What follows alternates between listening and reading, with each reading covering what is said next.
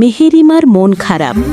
বিকেল বেলা মেহেরিমার মা আর তার বান্ধবী গল্প করছিলেন। মেহেরিমার মা চিন্তিত হয়ে বললেন, গত কদিন ধরে মেহেরিমা কেমন অদ্ভুত আচরণ করছে, একা একা থাকে। বান্ধবী বললেন, কোনো বদনজর লেগেছে নাকি? মেহেরিমার মা দীর্ঘশ্বাস ফেললেন। তখন বান্ধবী প্রিয় নবী সাল্লাল্লাহু আলাইহি ওয়াসাল্লামের একটি দোয়ার কথা বললেন। তিনি তার নাতি হাসান ও হুসাইনকে এই দোয়া পড়ে ফু দিতেন বদনজর থেকে মুক্তির জন্য। মেহেরিমার মা জানতে চাইলেন, কি সেই দোয়া?